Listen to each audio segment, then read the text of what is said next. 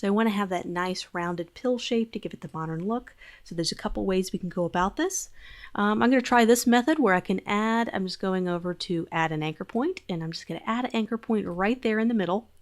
And I'm going to get my direct selection tool. I'm just going to push that up a little bit where I want the curve to start. And then you can take this and drag it down and make it rounded. You can do that method, or you can grab the curvature tool. And all you have to do is double click that top and it'll convert it to a rounded shape. Or double click, you convert it back. So if you kind of want the arrow look, you can just keep it that way. Or if you want the soft pill look, just double click and you'll have that added. We're going to do the same thing on the other side.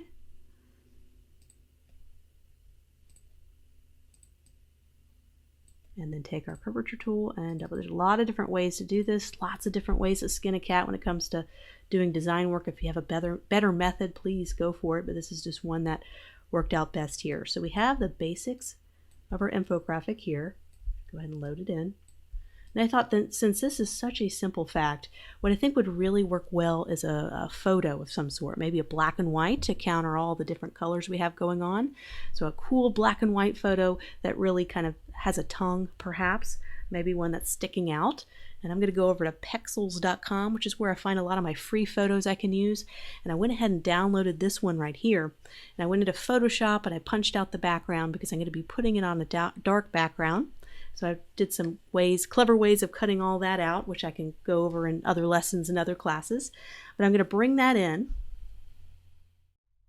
As you can see, I made this photo black and white. I upped the contrast a little bit to provide more of a pop out against the dark background. And I thought it'd be neat to go ahead and use this. I thought I could have her kind of coming out of the circle like she's inside the circle. So maybe having her hair coming on top, but having her cropped here on the bottom. So it almost looks like she's coming out of the circle, just kind of adding kind of some more interesting design elements to make this somewhat kind of simple, boring fact kind of really stand out and be kind of visually stunning. So let's go ahead and get her into the circle. Let's go ahead and size her up. Drag her in there. We can see kind of where we want her hair to go. We don't want her so big that she's overwhelming the 50-50 pie. We don't want her so small that her hair doesn't get a chance to kind of come out and really make it look like a 3D piece. So let's make it a little bit bigger. Perhaps her hair goes all the way out above this area, this top area. And so let's crop her. So let's grab our ellipse tool and let's just, doesn't have to be exact as long as you're kind of close. Let's go ahead and bring our ellipse tool here. We want to crop her right about there. Just find the right area to crop her. So here's the thing, we want to crop this out, but we don't want to crop her hair. We want her hair to remain on top. So I'm going to take the direct selection tool and bring this up. Just going to click it, bring it up. We want to keep that hair. So kind of an odd thing we're doing here, but I'm going to go ahead and keep all that hair. I might need to add an anchor point. There we go. So I wanted to keep kind of crop that area, but I wanted to keep her hair on top. So here's kind of our odd shape we made to kind of almost like an egg shape. I'm going to go ahead and make that a different color so you can kind of see. So we're just going to do a clipping mask. So I'm going to select our top layer, select our photo underneath, I'm going to right click and do a very simple clipping mask. So that went ahead and clipped her. You can always take the direct selection tool with any clipping mask and you can always go back and adjust it after you've clipped it. So now we have her popping out. We have the dynamic colors. We kind of have the 50-50. We can shift this any way we want. So we can go ahead and group these together if we wanted to. And we can spin these, though maybe they're not just half and half, that maybe they kind of have a diagonal presentation. Kind of shakes it up a little bit. Or you can keep it half and half so it's kind of more clear that it is a 50%. So that's up to you as the infographic designer, what you think communicates 50% the most. I kind of like a little bit of a diagonal twist to it, just to kind of show a more dynamic pop. It still looks like 50% to me. So let's add the 50% somewhere on here. We really want to communicate that very clearly. So let's go ahead and grab this 50%.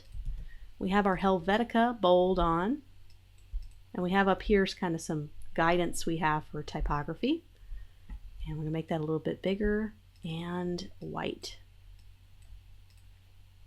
Let's find a place we can place this that doesn't distract from her face.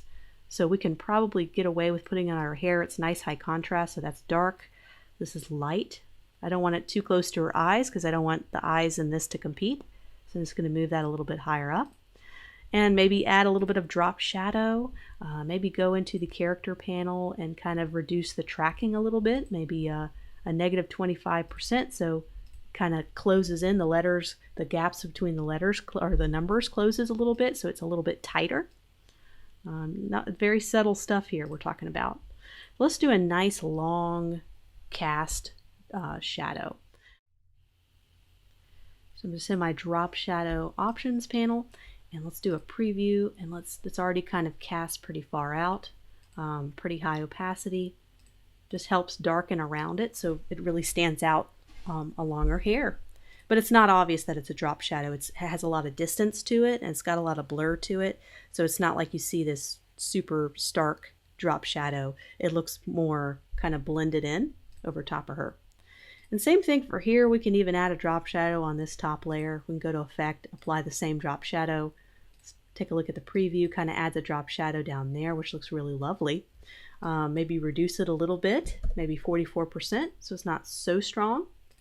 Click OK, so that kind of added a nice little drop shadow effect down there. Just once again adding more of that layered kind of interactive. It's not just a flat kind of design. There's layers, there's shadows, that type of thing. Let's do the same thing with the top one. I'm not sure if it'll look as good, but let's go ahead and try it out. So that's great. We can even apply it to her, but then again it might do the drop shadow right there. So that could be a neat look. That's another kind of shadow here that you can use, or you can just have it plain. So now we need to add the text because we have 50%, but 50% what? It's nothing without the rest of the sentence. So we could go ahead and bring this in. Let me just copy and paste it just in case I want to play and experiment with it. So let's make this white.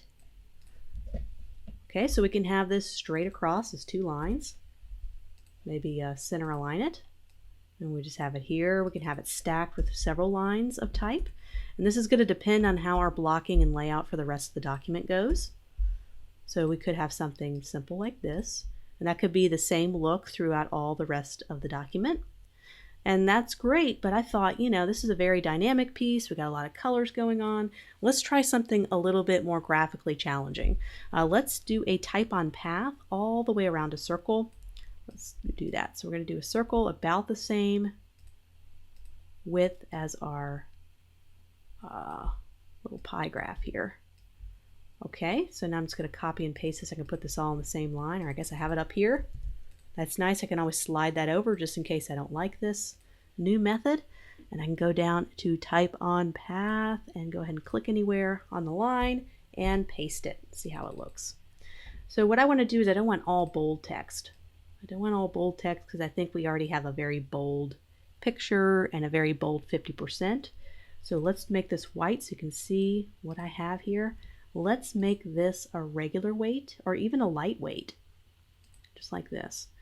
And notice how it's on the outside of the circle. I'd like to bring it on the inside of the circle so I can put it on the bottom of the text and it's not going to read backwards. So I can rotate this and then now it reads backwards or upside down. We don't want to have that. So I'm just going to go over here. I'm going to reach right to this little area and just shift it inside. That could be a little tricky sometimes, but I switch it to the inside. And let's place it on right there. We might need to make some adjustments. And with the size, this is an 8.5 by 11 inch document. So you might use the metric system, you might have different sizes, but for this case, usually 9 points works really well with readability. You don't really want to have text below 8. So why don't we do one up from that and do 9 points? And that should give us a lot more room to work with our type.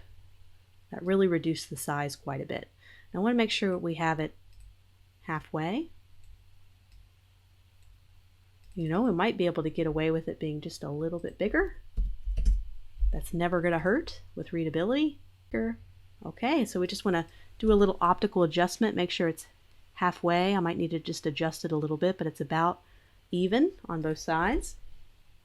And we can highlight a particular item, so we want to highlight 50%, or we want to highlight taste buds. I think the most important word here is taste buds. That's what we're talking about. That's what the fact's about. I think we can even make that type a little bigger to really emphasize it, and also change the weight to make it bolder. And going a step further, we can even make this a green or a purple to really kind of bring it out. So I'm going to double click this and see if I can't find a matching green. And so notice the taste buds really come out, 50% taste buds. I know that this infographic immediately is talking about taste buds and something about 50%. So I'm already starting to put it together without reading it. That's exactly the power of infographics, is understanding what it is before actually reading the whole thing. So let's make this a little bit bigger and just do some little minor tweaks and adjustments to see if we can't make it a little better. But I think just in about 15 minutes we're able to put together this one. We got several more to go, but I'm going to try different methods and different techniques all throughout this to kind of show you different ways you can present infographics. So this is a very simple one. As we work through these, some of these get a little more complex. Especially the ones with the large numbers. We can find creative ways to present large numbers that make it look a little more enticing.